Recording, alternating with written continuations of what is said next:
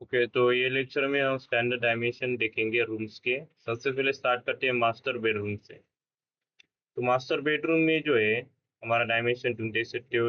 मैंने फीट में भी दिए और इंचेस में भी दिए। और एक और चीज़ मैं बताना चाहूँगा कि ये जो डायमेंशन मैंने दिए वो एक स्टैंडर्ड डायमेंशन है। जैसे कि ये वाला जो प्लान था इसमें मैंने 3x3.6 का मास्टर बेड लिया है यहाँ पे। और चिल्ड्रन बेडरूम लिया, लेकिन जिसका मतलब कि बेसिकली एक नॉर्मल बेडरूम वो लिया है 3x3 का मीटर में।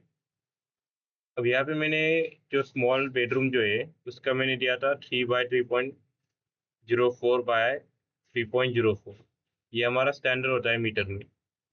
लेकिन मैंने यहाँ पे कम इसलिए लिया क्योंकि ये जो प्लान था ये छोटा था, मतलब एरिया छोटा था, तो इस हिसाब से। तो ये सारे के सारे डायमेंशन स्टैंडर्ड से, ये एब्सोल्यूट नहीं है कि इतने ही लेने हैं, इससे कम ज़्यादा नहीं कर सकते। कम भी कर सकते हो, ज़्यादा भी कर सकते हो, कोई इशू नहीं। बस रिक्वायरमेंट क्या है कि मान लो अगर ये बेडरूम है, इसमें तुम्हें इनफ स्पेस होनी चाहिए एक बेड के लिए, सोने के लिए, ताकि 2-3 लोग एक बेड में सो पाए एज पर क्लाइंट रिक्वायरमेंट। तो अगर तुम ये सीखना चाहते हो कि कितना डायमेंशन मुझे लेना चाहिए खुद से, अगर सोच रहे हो कि ये सब तो ठीक है लेकिन मैं दिमाग कैसे लगाऊं कि कितना डायमेंशन मुझे एक्चुअल में देना चाहिए, तो जो भी तुम्हारे घर में अभी तुम रह रहे हो, घर में या फिर रूम में, तो एक टेप लेना, या दुकान से जाके भी खरीद सकते हो अभी अगर नहीं है तो। और जो भी तुम्हारा रूम है, मान लो तुम अभी वो लेट्स से गेस्ट रूम में, तो मेजर करो कि इस दीवार से लेके इस दीवार की कितनी लेंथ है। और यहाँ से लेके यहाँ तक, ये रियल लाइफ में करना है, घर के मतलब घर के अंदर ही करना है वैसे। तो अपने जो है टेप से मेजर करो और सोचो कि कितने बाय कितने का दिया जा सकता था। तो इससे तुम्हें खुद को ये मतलब प्रैक्टिस हो जाएगी और अंदाजा आ जाएगा कि अगर इतना, अगर 3x3 का रूम कितना होता है, 5x5 का रूम कितना होता है, तो ये तुम्हें खुद से अंदाजा लग जाएगा कि कौन सा रूम कितना बड़ा होता है। फिर और एक बार अंदाजा लग जाए कि कितने जो हम मीटर में दे रहे हैं वो एक्चुअल में कितना बड़ा दिखता है, तो समझ में आता है कि कितनी साइज किसकी देनी चाहिए। ये सब बहुत, ये सब जो है स्टैंडर्ड डायमेंशन इंपॉर्टेंट है। इसका मतलब ये नहीं कि ये यूजलेस है, लेकिन ये जो है इसको रटने की ज़रूरत नहीं है वैसे। क्योंकि जब तुम खुद प्लान ड्रॉ करते हो, 10-15 प्लान जब ड्रॉ करोगे खुद से, मतलब ये नहीं कि कॉपी पेस्ट कर लिया, अभी ये प्लान देख रहे हो इसका सिर्फ स्क्रीनशॉट लेके फिर कॉपी पेस्ट कर लिया, वैसा नहीं। खुद से जब तुम ड्रॉ करोगे तो तुम्हें समझ में आ जाएगा। इसलिए इसको रटने की कुछ ज़्यादा ज़रूरत है नहीं। तो सबसे पहले देखते हैं मास्टर बेडरूम का।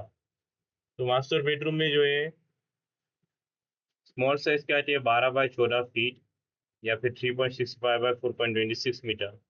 वैसे इसका स्क्रीनशॉट भी ले सकते हो, कोई इशू नहीं। और मीडियम और लार्ज में भी इसका साइज दिया है, यहाँ पे देख सकते हो। यहाँ पे मैं इससे और दूसरा कोई और प्लान देखती है यहाँ पे।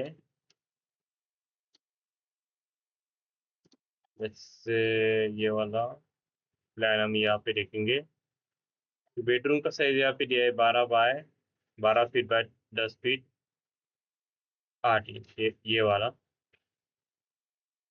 तो यहाँ पे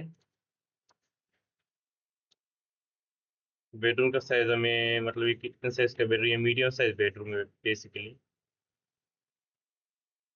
तो ऐसे हमारे हमें जो है साइजेस का यूज़ करना है और इससे हम प्लान ड्रॉ कर सकते हैं। इससे बेसिकली कितने तक का प्लान एक्सपेक्ट कर सकते हो कि G+2 जो है तुम ड्रॉ कर सकते हो स्टैंडर्ड, जो मैंने दिए हैं उसके हिसाब से ही उसी का यूज़ करके G+2 को ड्रॉ कर सकते हो। लेकिन पहले जो है होमवर्क के लो या असाइनमेंट के लो इसको, जो भी तुम्हारा रूम है, मतलब वैसे करना तो पूरे घर का है अगर पॉसिबल, लेकिन डलीस्ट तुम्हारा जो रूम है उसको जो है मेजर करना। तो इसके लिए जाकर के टेप ले लेना दुकान से, कोई भी सस्ता सा ले सकते हो, लेकिन मेक श्योर कि वो टेप 5 मीटर वाला हो, जिससे कि वो 15 फुट टेप कहते हैं, 15 फुट। में 3 फुट वाला वैसे उतना ज़्यादा मतलब प्रॉब्लम आती है उसे मेजर करने में, इसलिए बता रहा हूँ। अगर करने वाले हो मेजर तो उससे तुम्हें अंदाज़ा आ जाएगा सारी चीज़ों का कि कितने बाय कितने का चीज़ें होनी चाहिए। अब नेक्स्ट जो है हमारा होता है लिविंग रूम। लिविंग रूम का भी अगेन वही चीज़ है। यहाँ पे मिनिमम मैक्सिमम मीडियम मैंने सभी इंफॉर्मेशन दी है। और यहाँ पे भी तुम देख सकते हो ये वाले प्लान में, या जैसे ये वाले प्लान में देखते हैं, यहाँ पे हमारा है लिविंग रूम से वाला देखेंगे कहीं और किसी और प्लान में। यहाँ पे है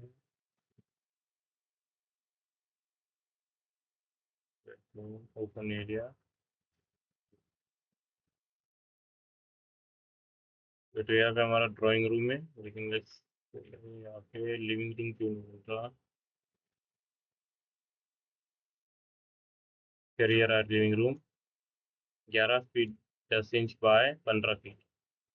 अब ये वाला जो है स्टैंडर्ड डायमेंशंस में नहीं आया है, और यहाँ पे बहुत बार ऐसे होता है क्योंकि 100% स्टैंडर्ड डायमेंशन जो है वो हम कभी फॉलो नहीं कर सकते।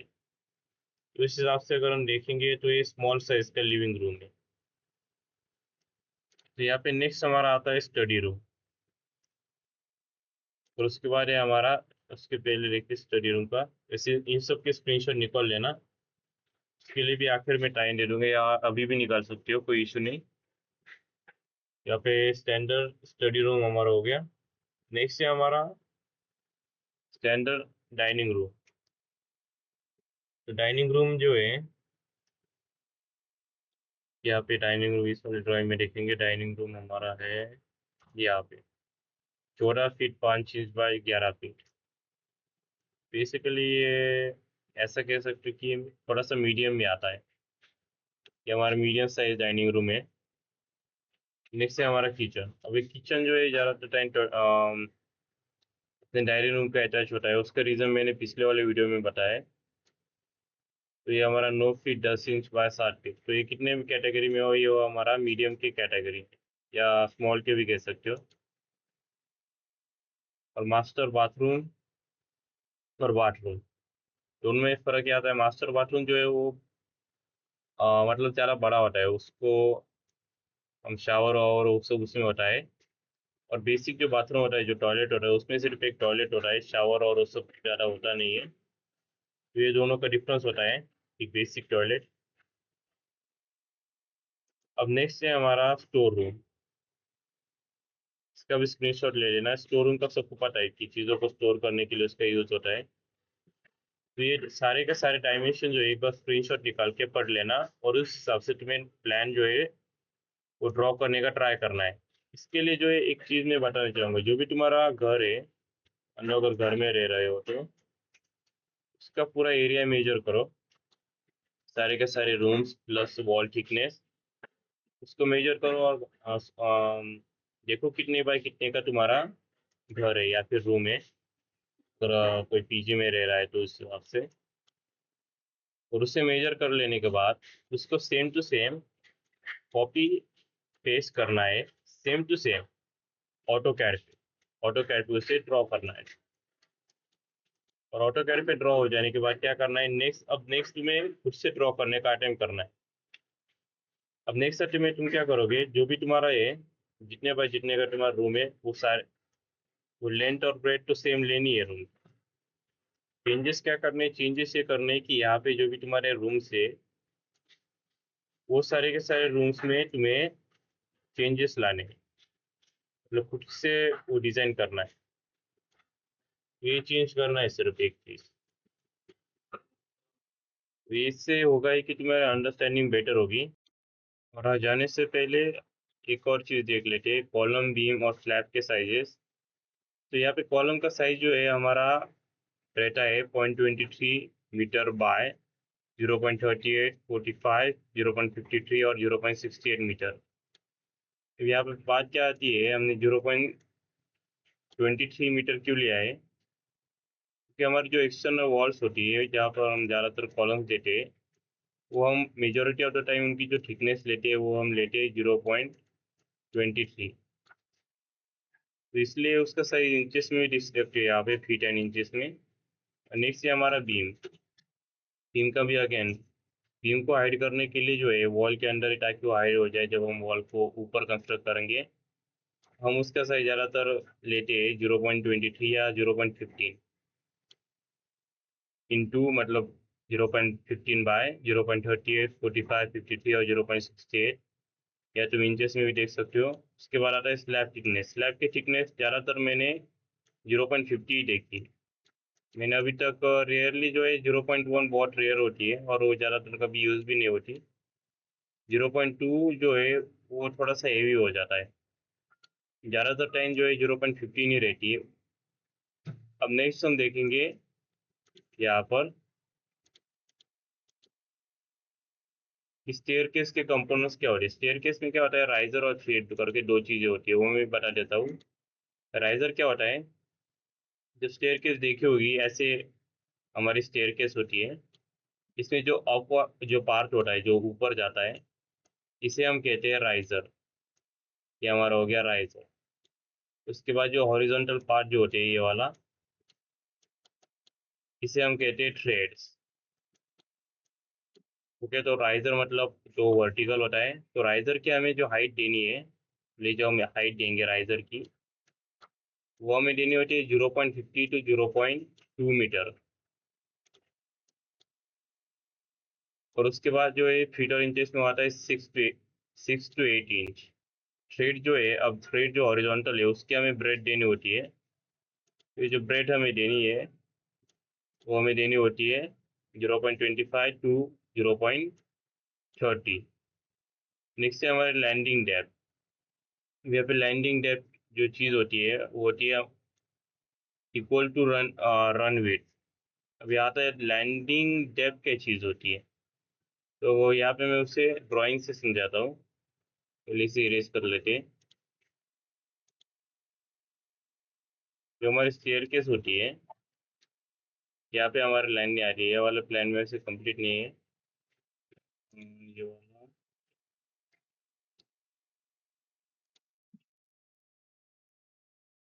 तो यहाँ पे हम देखते हैं।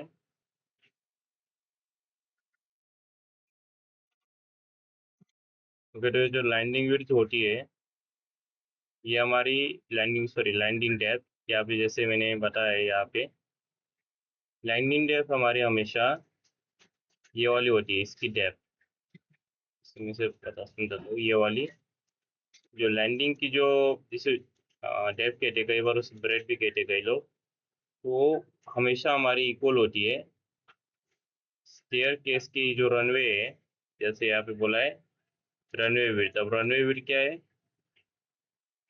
ये जो हमारी रनवे है मतलब यहाँ से हमारी ये स्टेयर केस है, इसकी जो विड्थ है इसके रनवे की, वो हमारी 0.9 इस वाले ड्राइंग में, तो वही 0.9 हमारी स्टेयर केस की डेप्थ रहेगी, लैंडिंग की डेप्थ रहेगी, तो नॉट स्टेयर केस।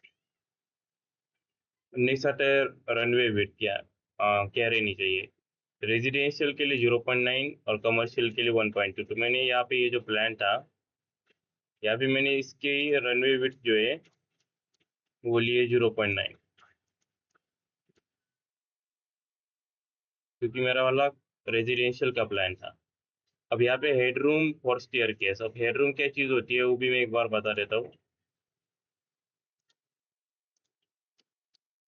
यहाँ पे हेडरूम जो है, स्टेयर केस जब हम ड्रॉ करते हैं मतलब तैयार करते हैं, एलिवेशन में ये सब होता है, तो उसके ऊपर स्लैब के ऊपर हमें एक रूम दिया जाता है, देना पड़ता है हेडरूम। इससे होता क्या है, जब हम बारिश वारिश चालू रहती है तो अब हमें जब ऊपर जाना होता है तो तुमने देखा होगा कि ऐसे रूम करके होता है, जिसे खोल के हम अपने स्लैब के ऊपर चढ़ सकते हैं। मतलब स्लैब जो जब चढ़ते हैं तो वहां तक जाने के लिए एक ऊपर से ऐसे रूम कंस्ट्रक्ट किया होता है टॉप स्लैब पे। वो जो रूम होता है वो होता है हेड रूम। स्टेयरकेस से चढ़ने के आने के बाद जो है, हम उस रूम से बाहर निकल के अपने स्लैब पे जाते हैं। और उसका मैं एक बार कंस्ट्रक्शन लाइन से उसका डायमेंशन भी दिखा देता हूँ। ये हमारा हेडरूम होता है, ये स्टेयरकेस के पैरेलल ड्रॉ करके, तो इसका जो हाइट होता है स्टेयर हेडरूम का, वो 2.7 होता है। 3 या 3.6 या 4.2 मीटर होता है। मैंने ये वाले प्लान के लिए लिया था 2.7, यहाँ पे देख सकते हैं एस लेके अगर मेजर करेंगे 2.7, ठीक। अब हम नेक्स्ट लेंगे स्टैंडर्ड साइज डोर और विंडो की, जो स्टैंडर्ड साइज क्या रहनी चाहिए। देखो डोर और विंडो की स्टैंडर्ड साइज में मेन बात क्या आती है, पहला कंपोनेंट होता है हमारा ब्रेड और दूसरा होता है हाइट। तो हाइट तो जो है सारे के सारे हमारे डोर्स होते हैं उनकी 2.1 मीटर, हमेशा हाइट 2.1 ही रहती है स्टैंडर्ड में, 2.1 मीटर। उनकी सिर्फ विड्थ ही चेंज होती है। मैं इसे erase करता हूँ।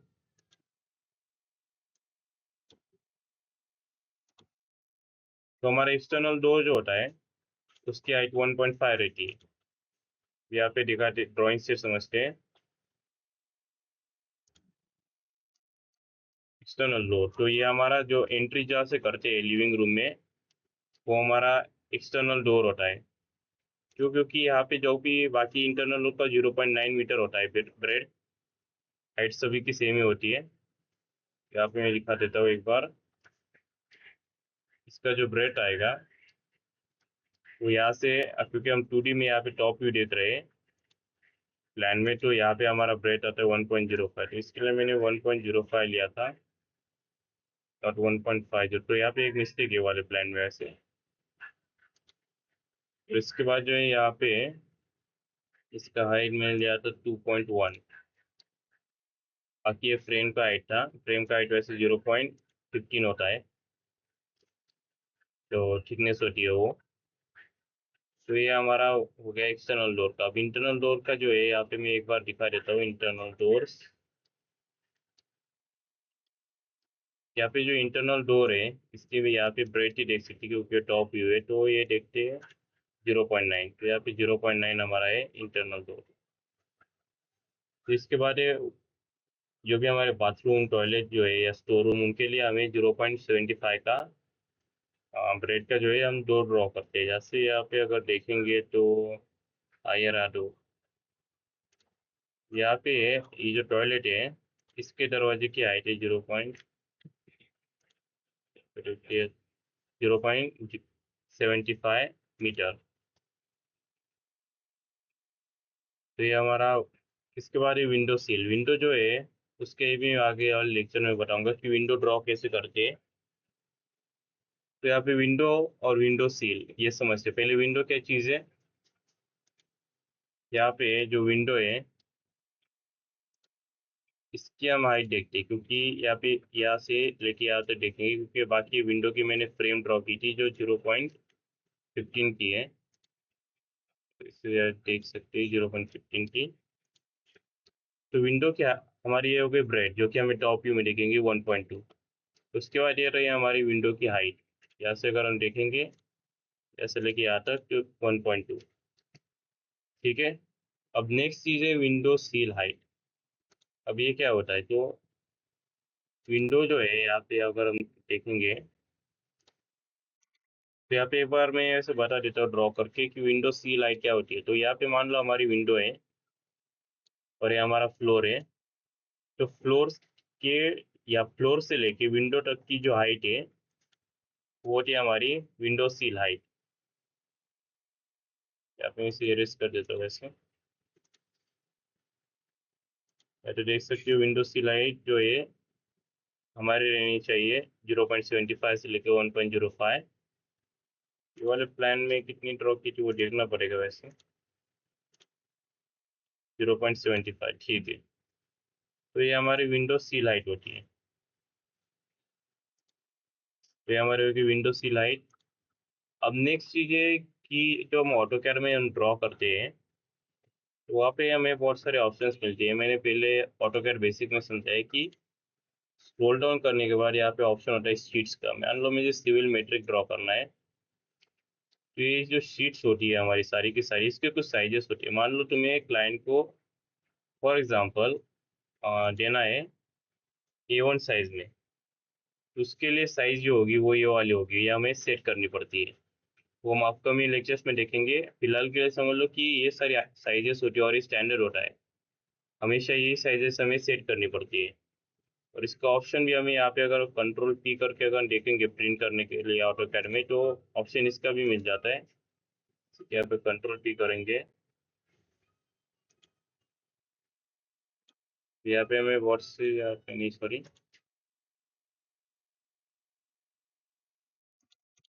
अगर हम PDF में इसे कन्वर्ट करना ट्राई करेंगे तो हमें यहाँ पे बहुत सारे ऑप्शंस वैसे मिल जाते हैं, जैसे कि A1, A2, वही सारे ऑप्शंस हमें ऑटो कैड के प्रिंट करने के वहाँ पे भी मिल जाते हैं,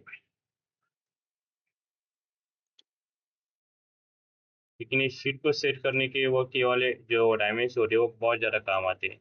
उसके साइजेस, फीट और इंचेस में भी देख सकते हो। तो इस लेक्चर में इतना ही, मिलेंगे नेक्स्ट लेक्चर में। और हाँ, पिछले वाले लेक्चर में मैंने एस्पेक्ट बताए थे, जिसमें कि मैंने बताया था कि जो भी हमारी प्लानिंग है उसमें हम बेसिकली रूम को कैसे प्लेसिंग करें। तो एस्पेक्ट में सॉरी प्रिंसिपल, तो ये प्रिंसिपल जो है प्लानिंग के वो ये सारे, तो पिछला वाला लेक्चर देख के प्लस ये जो लेक्चर है आज का दूसरा लेक्चर, इन दो लेक्चर का यूज करके तुम G+2 का जो है ड्राइंग कर सकते हो, G+2। तो अगर तुम चाहते हो तो तुम जो है डिस्क्रिप्शन में मेरे लिए कांटेक्ट का इन्फॉर्मेशन जो है मिल जाएगा, तुम उससे तुम कांटेक्ट कर सकते हो। तो करना क्या है, जो भी तुम्हारा G+2 है उसे ड्रॉ करके उससे मुझे ईमेल या व्हाट्सअप कर सकते हो। बस वो कमेंट सेक्शन में लिख देना कि किया है, तो उस हिसाब से देखने के लिए कौन से वाले तुम्हारा आईडी था, तो ये तुम लिख दे सकते हो। मैं उससे चेक करके बताऊंगा कि अच्छा आया, क्या प्रॉब्लम थी, मिस्टेक क्या है, तो ये सब तुम्हें मैं बता दूंगा। और अगर कोई प्रॉब्लम आए तो कमेंट कर देना। और जाने से पहले जो है चैनल को बेसिकली क्या करना है, सब्सक्राइब करना है, वीडियो को लाइक करना है और वीडियो को शेयर कर देना है अपने व्हाट्सएप ग्रुप या दोस्तों के साथ। See you in the next one.